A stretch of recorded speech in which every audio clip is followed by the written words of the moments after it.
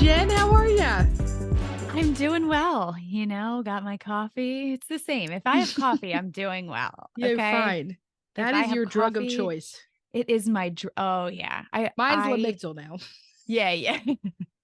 My drug of choice is a mood stabilizer. Yeah, like how you have your drug of choice tattooed on your arm. I think I'm going to have mine tattooed on my arm. I'm just going to keep talking about tattoos in every episode. I know, maybe you're really craving another tattoo though. Yeah, I You think keep that's what bringing this it up. means. I know. What's your next one going to be? It's either going to be coffee, I don't think you should get a coffee tattoo. a coffee tattoo. No. I don't know. Maybe there are pretty cool ones. You should Google Right? that. Like a cool coffee tattoo. Yeah. Okay, that could be legit. Right? Going maybe like on my face, like going into my mouth. No, Definitely do a face tattoo. not even a question. Definitely.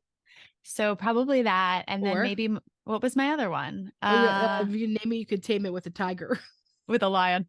The lion. I actually love that. I might get that. Okay, actually, no, that is cool. Like I'm gonna find a way to get that. No, you should go to my tattoo artist. He would make that very cool for you. Yes, but I just wanted a tiny little one, as tiny as possible. Hey, well, Meg, amazing listener Meg, wrote in and asked us, how did you guys meet your partners? Do you want to go first? Yes, I walked up to my partner at a frat party and I said, I'm going to leave unless you give me a reason to stay. And then we had sex. And that is how I met my husband. Wow, beautiful. Romantic. And then one night stand turned into been together for 13 years with a lifetime. A lifetime stand. Yes. A lifetime stand. That's what it is. Yeah. How'd you meet your partner? At a bar. The good old fashioned way. We are retro. We are so retro. Yeah, my friend was hooking up with his friend. Hooking up. And age yourself. I know. And we went to meet him out at a bar, and my husband was there, and we met at the bar. We made out at the bar. Cool. What bar was it? It was U-Bahn. What's U-Bahn? It's underneath Brew. Oh, yes. Okay. Yes. So I really don't think I've been back to U-Bahn since. Why don't you guys go for your anniversary? You're about to have been married. How many years? 5 years? 4 years. 4 years. We've been together like 8. Yeah. So it's been a while. So yeah, we should go back. And, I think we've maybe like outgrown the bar, but like, who cares? No. You should go to U-Bahn and then U-Bahn each other. Whoa. Beautiful. You like that? This girl's quick today. You are so witty. Hey, but sometimes in marriage, sometimes in life, we take things personally. Sometimes, or all the time. So today's episode is about depersonalizing things. All right. How to stop taking shit less personally.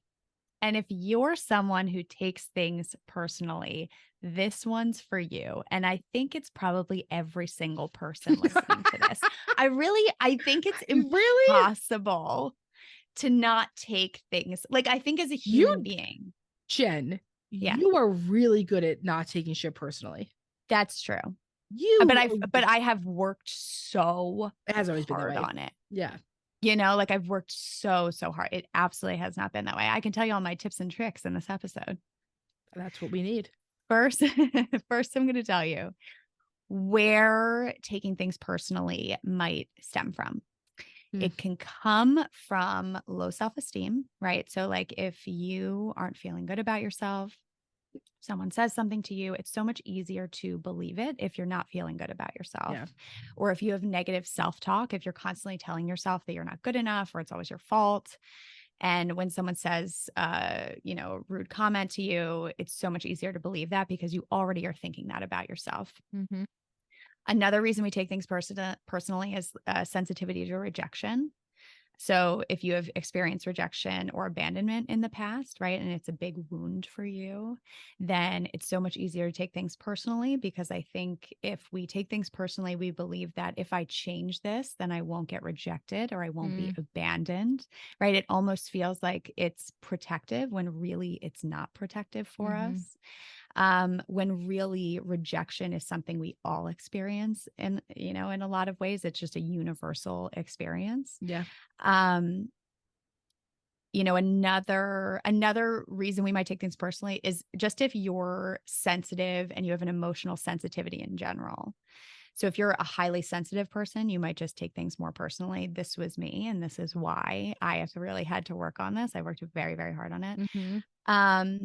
As we talked about, unhealed past wounds, right? So if you had a lack of emotional support as a child, like if you were blamed as a child by your parents, like, well, you did this and this is why I'm stressed, and you made this mess and this is why I'm yelling at you, right? Like you're bad in some way. So if you grew up with parents who often blamed you and said that you're doing something wrong, you are the cause for XYZ, then it might be much easier in adulthood to take things personally. Yes. Perfectionism. Perfectionists have a really hard time when other people talk about their flaws because they have unrealistic standards for what they should be. Right. So it's so much easier to take things personally. Yeah. Another reason, if you're just stressed or tired, right? I think that this is also, this is right. Yes. Or hungry. If I'm hungry. Yes. If I don't have, physical needs met. Yeah. Yes. Like this is why we say go to bed angry, right? Because if you're tired, you should just go to bed. It's so much harder to regulate your emotions. It's so much harder to not take things personally. So being stressed, tired, hungry, you don't have your needs met. It's going to be so much harder to depersonalize things. Last but not least, I'm sure there's a million other reasons, is the need for approval. So if we have an excessive need for approval, then we may be more prone to taking things personally. Any perceived criticism or slight might be seen as a threat to our self-worth, triggering a personalized response. And so there are so many reasons you might take things personally. So if you're listening to this list and you're thinking, wow, I really do take things personally, it might be helpful to figure out why, you know, and it could be multiple things, right? And where that is coming from for you. If you can figure out where that's coming from, you can tackle it too, because the more you understand that about yourself, the more you're going to be able to depersonalize things in the moment. If someone's saying something to you and you're saying, oh God, this is like, I'm doing something wrong, you can say, wow, I'm also really fucking tired. Right? I am also really tired right now. Maybe I should take a step back, take a nap, and come back to this conversation. So that's why understanding the roots of this can be so helpful, right? Or if you say, I had a parent that was always telling me that I was bad or doing something wrong. If your partner comes home and said like, hey, you know, is the laundry done or whatever, you automatically think, well, I'm bad, I'm doing something wrong.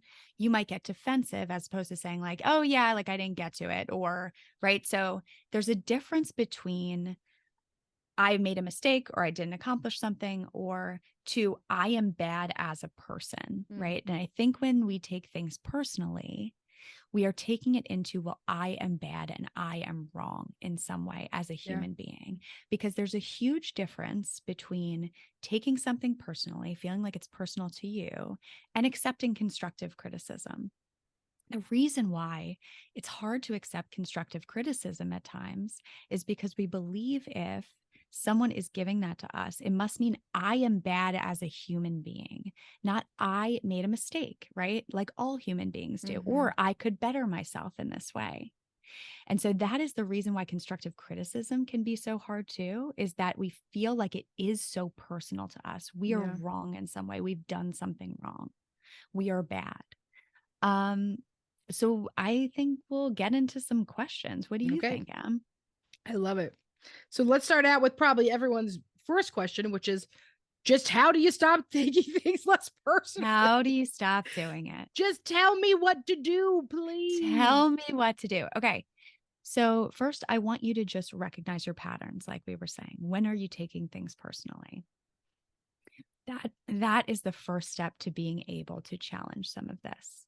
So I know I talked about how much I've worked on this. I think a huge change for me was grad school when we learned about this, when we learned about like understanding our own thoughts.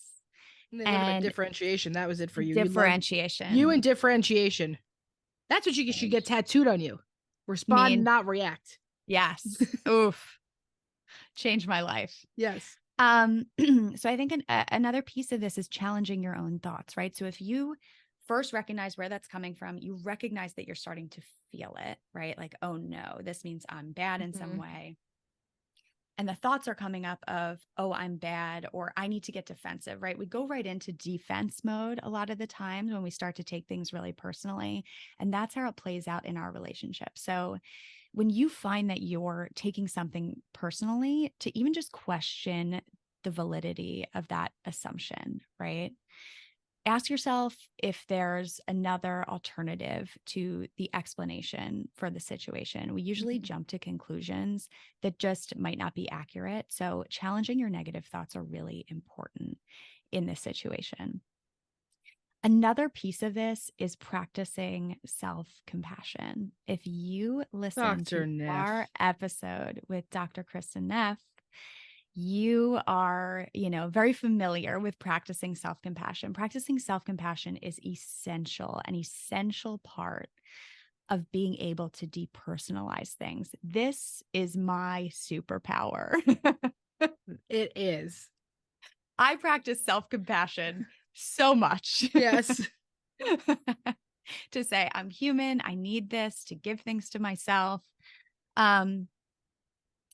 Because it's so important, right? It's so important as a human being to be able to say, like, I am good as a person, right? I'm good as a human being. I can take care of myself. So to treat yourself with understanding and compassion and self-care when you feel that hurt is so important, and that you are not defined by other people's actions and words. So what this might look like is, oh, sorry, was there one more? No, you Let's say say what it go. might Yeah, there look was like more after is this, but keep boundaries going. up. Is the Boundaries up. ability, right? So boundaries up, the ability to say, and a lot of times somebody will, let's say they make a comment to you. Someone makes a comment to me, oh, well, I really could never have an only child. I really think all children should have siblings. I have an only child. It's very easy for me to say, what the fuck? But if I hold on to myself and hold on to my amygdala and I put my boundaries up, I'm able to say they're talking about their experience and what's right for them and their family. And even if they are directing this at me, I don't have to take this on, because I know that that's their beliefs, their feelings around families. I don't have to do that. But what could help in this situation is to figure out where the comment hits you. Yeah. So for me, when I start to personalize stuff, I feel it like right in the center of my chest, like an arrow hits me there, and like the wind gets knocked out of me a little bit. Or I can feel it in my stomach of like nausea, like when like something like this happens. And so for me, I can identify physical things and be like, whoa, I'm taking this shit really personally. And so I either need to exit this conversation, just change the subject. Oh my God. Well, we could talk about kids, or you could talk to me about the new Sex and the City reboot. I've been really enjoying it. I don't care how bad anyone thinks it is. I will watch fucking any content they put out. Same. I'll watch anything they put out with all Doesn't those matter. I'll people. watch it. Right. And so the ability to be like, you know what, I have to either just like get out of this situation, or I have to have the boundaries up and whatever works for me. And then let's say I leave and I still feel activated. That's when that self-compassion comes in. Yes. I think one of the biggest pieces of this too is recognizing that other people's perspective is about them, right? So like you could be wearing an outfit, right? I don't know why I'm using an outfit, but I'll use an outfit. I like this. Yeah. You can be wearing an outfit, and you could have 5 different people in the room. 5 different people could have 5 different interpretations of whether they like your outfit or not. You get to decide, right, if you like your outfit or not. It is, and if you give other people the power to determine how you feel about your outfit or how you feel about yourself, they have all of this power over you. So, but other people's interpretation of your outfit are coming from their own style and their own perspective, right? If you take their interpretation, their perspective as fact, then they have all of the power over your self-interpretation. So a really important piece of this, the thing that I practice all the time, is understanding that people are coming to a situation, coming to an argument, coming to whatever it is, from their own specific Mhm. perspective, from their own background, with their own view of the world. And that is coming from them. That does not mean you have to take their interpretation as fact and as truth. You get to decide what feels right for you and your interpretation of the world. Yeah. I want to jump into another question Go for it. because I think that it can sort of wrap everything together because a lot of people wrote in something along these lines. So I'm going to go to this. So a few different people said something along the lines of like, I take it personally when my husband's in a bad mood, like it's my fault. Or someone said a change in a friend's tone makes me automatically think they're mad at me. Or if someone's sad at something and they're not talking to me, I automatically assume it's me, right? So like a lot of people taking responsibility for other people's shit. Okay, so first I want to say this is something that develops in early childhood. You learned it. You learned it. And I'll tell you why. Because as a child, if you had parents who were stressed or reactive or whatever, you were extra sensitive towards your environment because the more that you could feel how or understand how other people are feeling, the more you could decide what to do with that, right? And kids often feel like, okay, well, if I change my behavior, maybe I can alter my parents' behavior and maybe I Mhm. can feel safe. Right. If I do something different, or if I change that, like if you became the good kid or the kid that doesn't cause any trouble, if I change something about myself, then I'm going to be able to have control over your parents' responses or reactions. And that in some way is going to give me a sense of safety or survival. So you very much develop that from an early childhood. And it's very common to do this. Mhm. And we bring that into adulthood where we are constantly, people who are saying they're very empathetic, empaths. You may have very much learned that the way in which you survive or protect yourself is to read other people's emotions, or I think we got a mind reading question too. And if you can understand or read other people's emotions, then you're going to be able to alter your behavior to protect yourself in some way. The thing about that is that might have been something that was adaptive in childhood. You thought if I changed my behavior, I could change mom or dad's emotions, when really that wasn't true. Yeah. It's maladaptive in adulthood. And so what's happening is your partner might be coming home, they're in a bad mood, and we feel like, okay, well, if I change something about myself, if I do something different, if I personalize this in some way, then I'm going to be able to change or alter my partner's mood. When in reality, that is not your responsibility. Mhm. The biggest piece of this is knowing that is not your responsibility to take on other people's emotions or to alter other people's emotional state. So, and the more you personalize it, the more you're going to get sucked into it, right? Or even a Yeah. friend who, right, they change their tone. They may have had a bad day at work, right? They're overwhelmed by people. And so you call them and maybe they're not in the mood to talk, and it has absolutely nothing to do with you. Yeah. But when you personalize it, it feels like, okay, well, maybe I have to change something. And this will protect me from some sort of threat in the relationship, from them leaving me, from Mhm. them reacting to me. When in reality, you taking responsibility for their emotions will end up hurting you and is maladaptive. There's also the part we don't like to hear, which is the ego part, which is that like we're also taking away, making it about us takes away from someone else's real experience. Yes.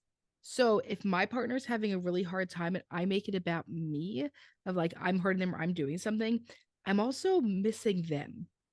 And so sometimes it's a way of avoiding intimacy and vulnerability.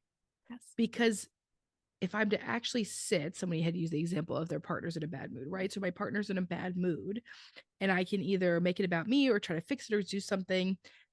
It's also avoidance. A way in which I think this also plays out is if your partner's in a bad mood, we do a lot of checking, right? Where we might say, are you okay? Are you okay? Did I do something? Right? Mhm. Like there's a lot of checking, and we're looking for reinforcement Yeah. when they're struggling with their own stuff. Did you watch The Bear?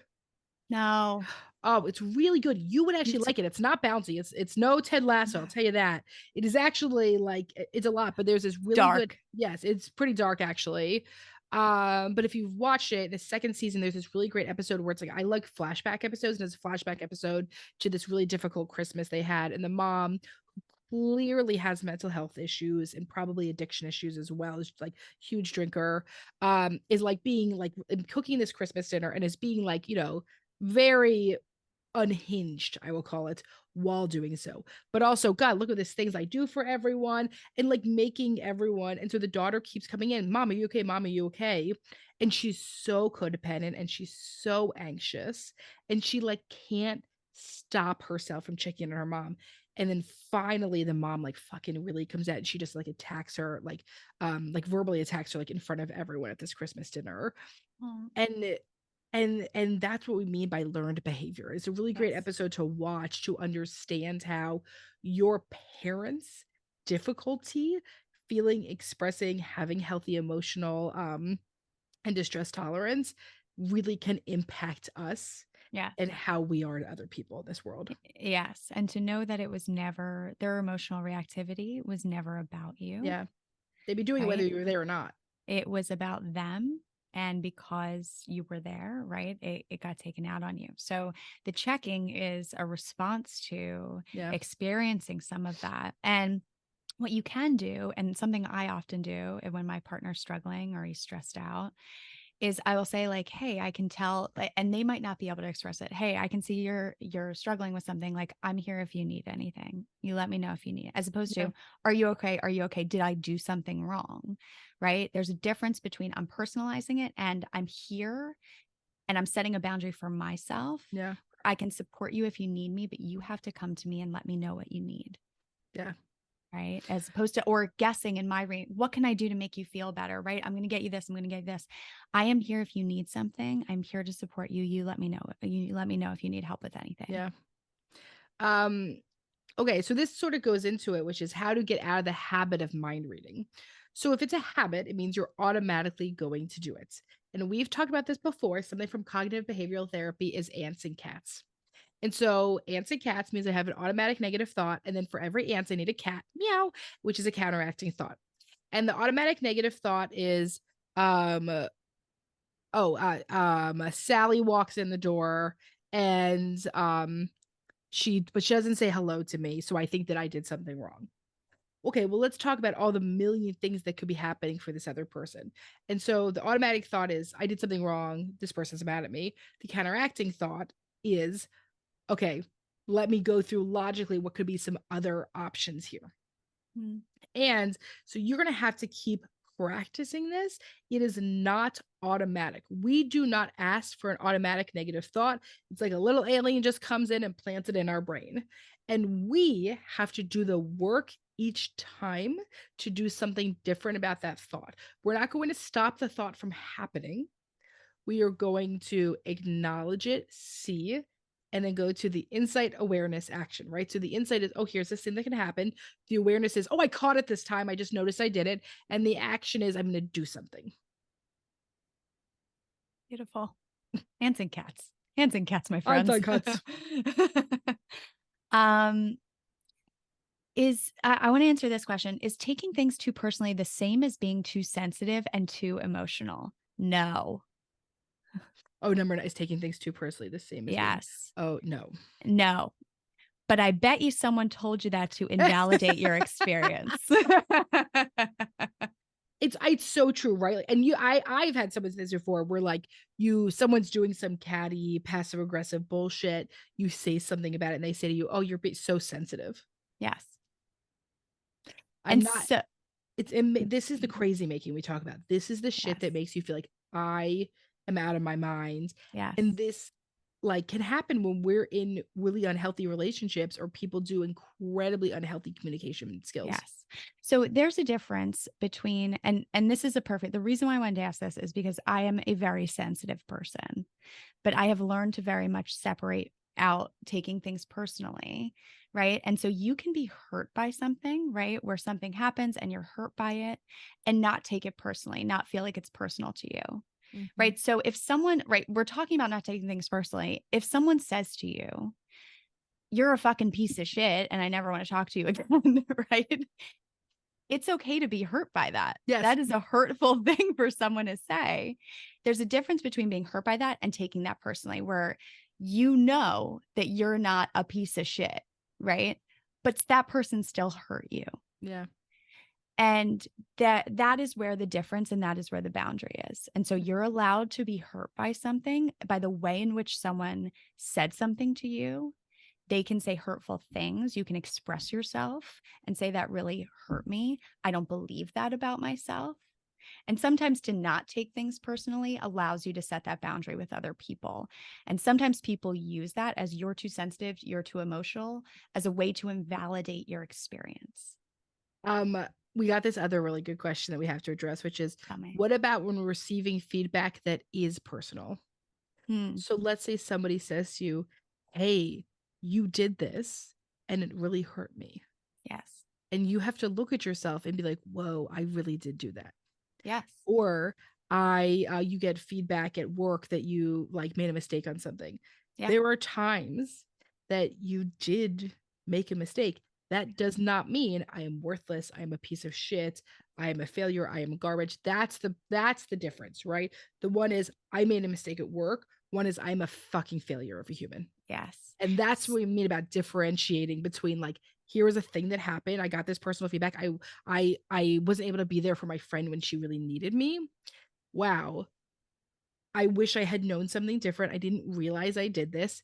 And that doesn't make me a horrible human. It makes me someone who might want to do something different next time and maybe owes an apology. You can have self-compassion and still hold yourself accountable. Yes. For things that you want to change. And I think that that's a big piece of it, is that sometimes we completely reject all constructive criticism, or we get defensive because it feels like it must mean that I'm bad in some way and I shouldn't have self-compassion. So the more self-compassion you have, and once again, we talked this in our self-compassion episode, the more you're going to be able to hold yourself accountable, right? In a way that's actually constructive. I'd like to do another one really fast. Yes. How to recognize that my child is a little independent person, not that I'm doing something wrong. My daughter, here's like a really good example of this. Recently, finally, my personal hairdresser, just helped me find the secret thing of detangler that actually works for my kid. Before that, I was using detanglers. They apparently weren't good detanglers. There was a whole thing. Every time I would brush her hair, Mommy, I hate you. You hurt me. I'm like, CPS is going to get called. She's going to go to school and talk about how Mommy hurts her. I am hurting her. I'm a horrible mom that I'm brushing my child's hair. And you have to walk away because kids are also like full in. Like, kids are just saying whatever they want. There is no filter system.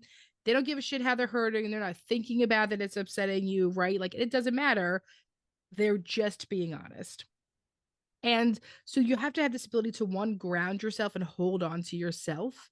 Yes. And then you respond. I know that you do not like getting your hair brushed, and we are almost done. And still, this is a part of taking care of our body. The way we brush our teeth, the way we shower. There's another thing is that we brush our hair. And so you can explain those things, but it is very, very hard when your child is a little independent, autonomous person and they are blaming you for everything. And you have to be able to hold on to yourself, differentiate, and then walk yourself through it. And taking that personally would be, I'm a bad mother because my child is hurting. Yes. And that's not true. Right. And that's your kids are going to hurt. Your kids are going to struggle. And it doesn't say anything about you. We cannot save our child from everything in life. Life is real. All right. What else we got? Dealer's choice. Dealer's choice. I like this one. Talk about some good friend stuff. How do you kindly express this to another person when they are spiraling? So one, I would say to somebody when they're not spiraling, not in the moment, you have the conversation outside of the spiraling when somebody is de-escalated, and they might say, oh man, I really freak out. And why do I do this? And you'd say, hey, next time that happens, would it be okay? Would it work for you? What if any of those things, let you know, hey, I think this might be the spiraling right now. Yeah. Right? What would be something that would feel helpful and supportive for me to say to you in those moments? Right. If you say to someone, you're fucking spiraling, chill out, that is very different than saying to someone, I can see you're really upset right now. Right. I can see you have a lot going on right now in your mind. Yeah. Is there anything else we can do to do something different? Do you want to go on a walk? So being there for people, you don't have to tell them that what they're saying is wrong because it doesn't fucking matter. Right. What you say to them is, I really see that you're hurting. I really see that you're activated. I really see that you're overwhelmed. How can I support you in this moment? Yeah. And I think also in the same way, being able to differentiate between, listen, this might be something you're experiencing. It's not personal to you, right? Like rejection, for example, right? I think this is a common thing that people spiral over in dating, right? If they really liked someone and they got ghosted, right? It's easy to start to spiral, to feel like, well, what did I do wrong? Right? As I said earlier, rejection is a human experience. It's a universal experience everyone goes through. It is not personal to you. It feels terribly personal. Feels like I am bad. I need to change something about myself in order to protect myself from being rejected. And so I think that this mantra is really important to say to yourself, to maybe help friends with, to be able to say is everyone gets rejected. Rejection is not personal to you. Yeah. You are wonderful. I think you're a great friend. Anyone would be lucky to be with you. It's not personal to you. I know it hurts, right? Because that doesn't invalidate their experience. I know this hurts. I know this is really hard to be ghosted by someone you really liked. Yeah. The rejection is not personal to you. You're going to, find someone that you connect, whatever it is. But there's a way to not invalidate someone, but help them to depersonalize something. Yeah. I want to do this one because I've had this experience before, which is how to process friends hanging out without you, feeling the second choice, and then also feeling left out even when I know it wasn't something I'd want to do. I think everyone's Everyone experienced is that. experiencing that one, right? It was really, I had lunch with our good friend Jenny yesterday, and we were talking about the decision to be child free. And it was a conversation around everyone talks about the pros and cons of the stuff. She said, somebody recently said to me, it's not about right or wrong or pros and cons. It's that everything in life has trade-offs and you just choose one of them, right? Yeah. So trade-off is, hey, I wasn't invited to this thing and that hurts.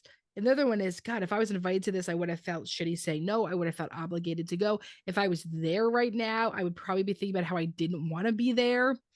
And so you can say like, oh man, like it does suck to see other people hanging out and not be invited. And you want to know what a really good option to do is? Then stop fucking talking and get off social media that you see these other people. Right. Like that feels really shitty if I'm seeing this event that I'm not invited to. Get off of say like, oh, yeah, I guess I shouldn't be on Instagram for the next 24 hours and take a little break, right? Like, and say, well, why did that hurt so much? Well, because everyone wants to be included because it's part of the human experience to want to be included in stuff. That doesn't make me out of my fucking mind. Yeah. It makes me normal. And also, like, I don't need to have it thrown in my face or like sit here and think and ruminate on this. Yeah. And in the same way, what meaning am I making of not being invited to this? Yeah. Right. Like, is it feel like, oh, they don't like me, right? Or they don't want me there. That's the point in which we're taking it personally, right? To say they don't want me there. They must not want, me to be hanging out with them. There's a difference between taking it personally in that way and saying like, oh, like it makes sense. Like they are bringing all their kids and I don't have a kid, or they're all in the same area and I'm over here. They might have, thought I was busy or something. So there's a difference between taking it really personally of like, they don't want to hang out with me. They must not like me. That is where we're the meaning that we are making of being left out is really important to look at because you in the end create that. As opposed to, well, what are some other reasons that I wasn't invited to this that maybe are not personal to me? And why is it that I'm believing the meaning of they must not like me? They, don't want to hang out with me. Why is that? Is it because I don't feel good about myself? Is it, do these friends actually not like me? Do they actually not want to hang out? If that's true, why are they your friends? If this any is true, of those or thoughts leaving are you out or true, being mean to you, that's a whole other conversation. the whole other conversation, new friends. Yes. Yes. All right. We have to do Dear Em and Jen. Yes, let's do it. It is it is time. Do you It want me to is read it? time. It is Yeah, time. it is time. I love your podcast and tell literally everyone I know to listen. Thank you so much. I grew up being the easy kid in my family. I have 3 sisters and grew up believing that having needs made me unlovable. Thanks to my amazing therapist, I'm Woo! starting to see how this plays out in all relationships and other areas of my life. I know there is never an easy fix, but what are some things I can do to build my self-worth and confidence? Oof. I love that you love your therapist. Yes. And we love you. We love you. Thank you for So listening much, and telling people about us. so much love in this. So the underlying view that you have of yourself is feeling unlovable. I would look at what are all of the ways, all of the things that you look for in your environment that are feeding into that idea, because we have a lot of confirmation bias when we are struggling with something, where we look for things that feed into the narrative that we already have about ourselves. So understanding, the first step is understanding where that narrative was created. And it sounds like you have learned to understand where that was created. You feeling unlovable had nothing to do with you and everything to do with your parents. As a child, as a human being, you inherently have worth. And you are worth being loved. But that doesn't take away from the feelings that you created, that were created as a child. So understanding this is really important. I want you to look at what are all of the things in my environment that I hold on to that maybe feed into that narrative, because what we want to do is help you to break down that narrative of being unlovable. You are inherently worthy. Right. So it's not about building self-worth and confidence. Like, you are worthy as a human being as you are. Yeah. If you want to focus on self-worth and confidence, is the way that we build that is through mastery. And if I wanted to get very good at doing a somersault, I would do a somersault every single day.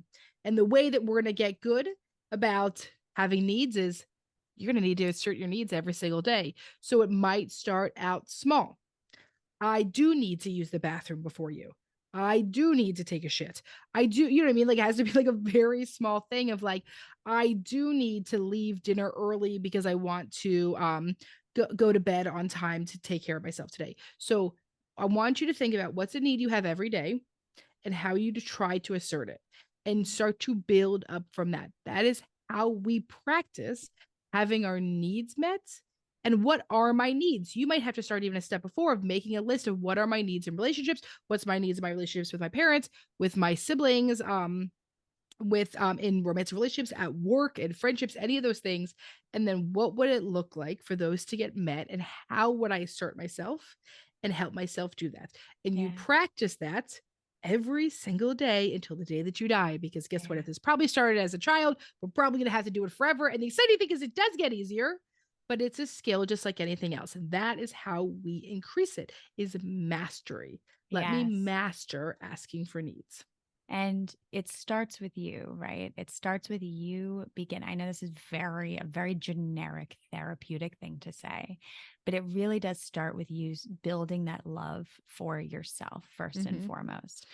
You know, I think the wounded child might be looking for other people to show you that you are lovable. Yes. But it's going to start with you starting to build that love for who you are as a person, right?